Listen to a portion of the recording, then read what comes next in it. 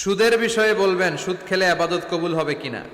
সুদ ইন্নালিল্লাহ জন কি ঠিক হবে নাকি?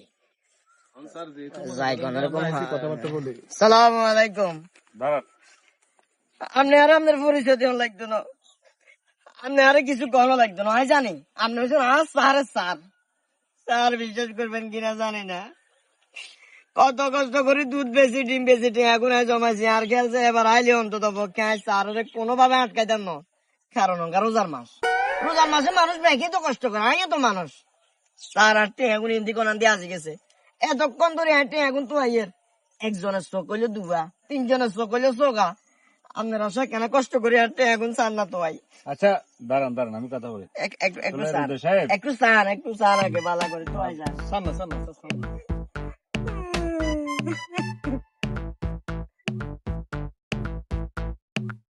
টাকা হারাইলে আর টাকা পাওয়া যায়নি, কত মানুষ এখান থেকে যাওয়া আশা করে। আচ্ছা যাই হোক হৃদয় সাহেব, আমি তো সব সময় ওনার কথা বলি যে ওনার কাছ থেকে টাকাগুলো কেন নিয়ে আসেন না। এখন ওনাকে দেখার পরে তো আমার মনে হয় না উনি আমাদের কিছু টাকা দিতে পারবে। আপনি বরং একটা কাজ করেন, আমি আর আপনি সকালে যাই আমাদের এমডি স্যারকে বুঝাই যে সেলিম সাহেবের কাছে আর 3টা কিস্তি পাবো মনে হয়। কেমন এই 3টা কিস্তি কোন প্রকারে মাপ দেওয়া যায় কিনা ওনাকে যদি হয়তো বুঝিয়ে বলি, না হয় একদিন ওনাকেও নিয়ে আসি, আমাদের এমডি স্যারকেও নিয়ে আসি। দেন ওটা করলে করা যাবে। স্যার আমি এতটুকু বিশ্বাস থাকি, আমরা যদি জনকা মিলে বুঝাই কন আর টেগুন মাফ করে দিব স্যার।